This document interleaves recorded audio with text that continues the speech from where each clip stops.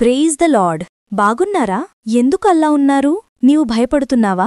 గాలి గట్టిగా వీచినప్పుడు, అలలు ఉప్పొంగినప్పుడు నీ హృదయం కంపిస్తుందా? అయితే ఈ బైబిల్ వచనం మార్కు 4:39లో చూస్తే దేవుడు అందుకాయన లేచి గాలిని గద్దించి నిశ్శబ్దమై ఊరకుండుమని సముద్రముతో చెప్పగా గాలి అణగి మిక్కిలి నిమ్మళమాయెను అని ఉంది కదా. మనం ఈ బైబిల్ వచనం చూస్తే దేవుడు శిష్యులతో పడవలో అంటున్నాడు కదా, భయపడకు అని. అయితే మీకు బైబిల్లోనే ఒక సన్నివేశం చెప్తాను. ఒకరోజు దేవుని శిష్యులు పడవలో ఉన్నారు. సముద్రం ఉప్పొంగింది, గాలి గట్టిగా వీచింది. వారు భయంతో అరుస్తూ దేవుణ్ణి మేల్కొల్పారు. యేసు లేచి సముద్రానికి చెప్పాడు, శాంతించు, నిశ్శబ్దముగా ఉండు అని. అప్పుడు గాలి ఆగింది, అలలు నిశ్శబ్దమయ్యాయి. వారు ఆశ్చర్యపోయారు. గాలి అలలు కూడా యేసు మాట విన్నాయి. అప్పుడు యేసు శిష్యులతో అంటాడు, ఏది మీ విశ్వాసమని.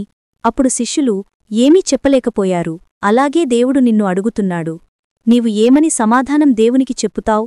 అందుకే నీవు భయపడినప్పుడు దేవుని నామాన్ని పిలువు. దేవుడు నీ తుఫానును కూడా నిశ్శబ్దం చేస్తాడు. నీ హృదయంలో శాంతి దేవుడే. అందుకే దేవునిమీద నమ్మకముంచుము. తుఫాను పరిస్థితిలో ఉన్నా, భయంతో ఉన్నా దేవుడు నీతోనే ఉంటాడు. విశ్వసించి సంతోషంగా రండి. God bless you.